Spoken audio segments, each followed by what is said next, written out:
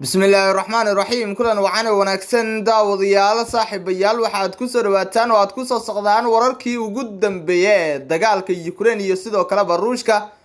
qodobada aad ku daawan doontaan barnaamijyadan idinku soo maqanna waxa kamid noqonaya xaaladda warshada nuclear-ka ee Zaporizhzhia ayaa laga deerinaya madaxweynaha waddanka Ukraine Volodymyr Zelensky ayaa si degdeg ah u dalbaday in hay'adda tamarta atomikada caalamiga loo ogolaado in ay si dhaqsi ah u booqato warshada isla markaana ay u soo qiimeyso dhibaatooyinka warshada ka jira iyo sidoo kale duqeymaha maalmihii la soo dhaafay halkaasi lagu garaacay warar dheeraad ayaan daawadayaalihiina Zelensky waxa uu dalbaday in warshada gacantiisa lagu soo simo oo dib maamulkiisa loogu soo celiyo maadaama haatan hogaamiyaha waddanka Ruushka Vladimir Putin ciidamadiisa ay gacanta ku dhigeen faqdad iyo sidoo kale falaqeyn ayaynu saaxiibayaal daawadayaal ku sameyn doonaa xaaladda guud ee warshada Zaporizhzhia ayaana barnaamijkeenan idinku gorfeen doonaa khudbada uu jeediyay madaxweynaha waddanka Ukraine Volodymyr Zelensky oo uu kaga hadlayay arrimo dhowr ah oo taabanaya warshada ayaa sidoo kale barnaamijkeenan ku gorfeen doonaa daawade saaxib meel waliba ay joogto soo dhawow muuqaalkan like saar siina share garay inagu soo beer subscribe inoo saar channelka furaga balaalkaasi durbadiiba ay ku soo gaaraan muuqaalada inoo halkan idinku soo gudbino waa ku maasantahay daawade la socodkaada iyo la jaanqaadkaada intaba qaybta hoose ee faalada lagu gudbiyo commentigan aragtidaada saliimka inoogu reeb markaana daawade saaxib waxaad ku soo dhawaataa faaqidaada qodobadii aynu soo dulmarnay inuu ku bilaawno xaaladda warshada nuclear-ka ee Zaporizhzhia ee Ruushku haysto ee Ukraine ayaa weli ah mid khatar badan oo weliba saa'id khatar ah inkasta oo xarunta labada qalab ee nuclear-ka ee shaqeeya dib loo xiray Jimcihii sida uu yiri madaxweynaha waddanka Ukraine Volodymyr Zelensky khudbada Zelensky uu feedkii ka jeediyay Ukraine wuxuu ku celiyay dalabada in hay'adda tamarta atomikada caalamiga loo ogolaado in ay si dhaqsi ah u booqato warshada si ay qiimeyn iyo sidoo kale indhayn ugu soo sameyso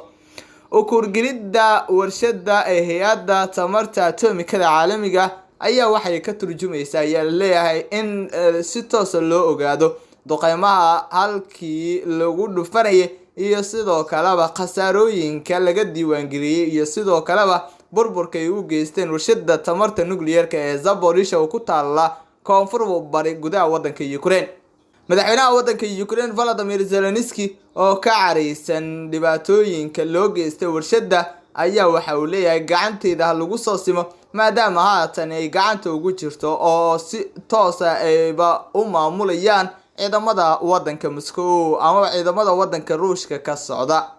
Vladimir Putin hogaamiyaha waddanka Ruushka ayaa adeegsanaya xeelado kala gedisan iyo sidoo kale falsafado casri ah oo uu ku sii xajisan karo warshada waxa uu Putin ogolaaday in warshada tan ay soo gaaraan hay'adaha atomikada caalamiga si ay indhayn ugu sameeyaan Vladimir Putin oo qadka taleefanka kula xiriiray dhigiisa waddanka Faransiiska Emmanuel Macron ayaa arinta tan waxa uu sheegay inay muhiim tahay waana uu ogolaaday balse lama cadeyn ama bayaanka ka soo baxay madaxweyne Vladimir Putin laguma sheegin in ciidamada Moscow ay halkaasi isaga baxayaan oo ay halkaasi isaga ruqaansanayaan dagaalka ayaa waxa uu yahay mid aad khatar ah labada ciidan ee Moscow iyo sidoo kale Kiev ayaa isweedaarsanaya gantaalo casri ah madaafiic rasaas iyo sidoo kale miinooyin dhulka lagu aasayo qaraxyo iyo sidoo kale baabuurta gaashaman oo ay ku xiran yihiin madaafiic waaweyn oo markaasi isugu jira kuwa ridada dheer iyo sidoo kale kuwa ridada dhexe nuclear-ka ayaa xitaa suurtagal ah in Putin uu soo furay isla markaana uu ku rakibo Belarus halkaasna uu ka weeraro Ukraine oo uu ka burburiyo wadamada reer galbeedka ayaa arintan aad uga digaya waxayna leeyihiin faa'iido inaguma jirto idinkana faa'iido idinkuguma jirto ee joojiya adeegsiga nuclear-ka ayaa sidoo kale waxa uu saali kara ayaa leeyahay in si toos ah cagta loo saaro dulaankii saddexaad ee dunida kaas oo iminka wadamo fara badan oo caalamka ku yaala ay ka baqdan qabaan isla markaana ay ka baaqsanayaan gelitaankiisa madaxweynaha waddanka Ukraine Volodymyr Zelensky ayaa sidoo kale arinta tan walaac ay ku haysaa waxaana uu doonayaa in Ukraine barnaba aan loo adeegsan wax la xiriira gantaalo markaasiba nuclear ah oo Ruushku iminka go'aansanayo inuu adeegsado madaxweynaha waddanka Ruushka Vladimir Putin ayaa waxa uu xiriir wanaagsan kala dhaxeeya madaxweynaha waddanka Belarus ninka lagu magacaabo Alexander Lukashenko waxaana Ukraine markaasiba markii horeba ay ahayd mid laga soo weeraray waddankani Belarus 24 February sanadkan 2022 haatan gantaalada lagu rakibayo Belarus ee nuclearka ayaa waxa la leeyahay waxa suurtagal ah in waddanka Ukraine lagu duqeeyalkaasna lagu burburiyo inkastoo wararkan soo baxay yihiin kuwa daciif ah oo markaasiba aanan si sax ah loo tabin karin Al Jazeera iyo warbaahinno kale ayaa soo xiganaya iyagoo sheegaya in wararkaasi aysan beddelin weynin oo aysan xaqiijin karin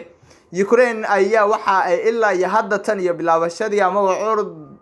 dagaalkan qarxitaankiisii waxa la leeyahay waxa ay wajahaysaa weeraro aanan markaasiba kala joogsi lahayn oo markaasiba dhinacyadu ay isu weedaarsanayaan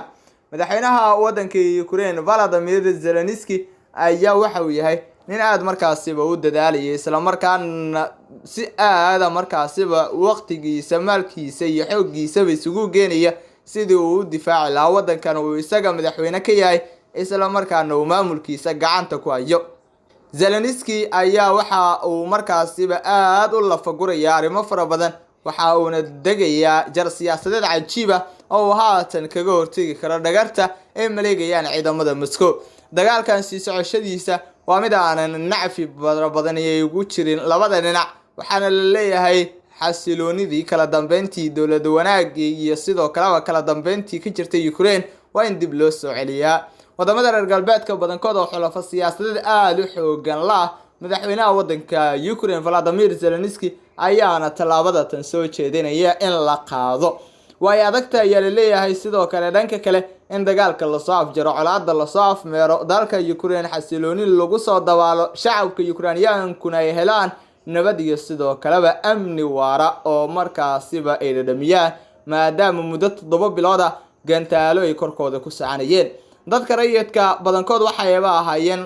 kuwa ka barakacay dagaalka oo markaasiba aaday wadamo fara badan oo xuduud markaasiba la leh Ukraine oo Poland ugu horeyso halkaas ayayna nolol ahaan maciinbideen noloshooda ay halkaasi iminka ku aamineen inkastoo alla soo warinayo in dagaalada markii dhamaadaan ama la soo afmiro la soo afjaro inay dib ugu soo noqon karaan gudaha waddanka Ukraine oo ay markii hore ka hayaameen ama ay isaga carareen colaadda ka jirta darteed wixii warar oo daawadayaal ku soo kordha barnaamijyadeena dambe ayaan idinku soo gudbin doonaa daawade saaxiib muuqaalkan like saar sina share garay nagu soo bir subscribe inoo saar channelka Faraga Malaalka si durbadiiba ay ku soo gaaraan muuqaalada inuu halkan idinku soo gudbino waa ku maasantahay daawade la socodkaada iyo la jaanqaadkaada intaba qaybta hoose ee faalada lagu gudbiya commentigan aragtidaada saliimka inagu reeb tan iyo barnaamijkan kiisa kale daawadayaal saaxiibayaal intaynu dib isugu kulmi doono nabadgelyo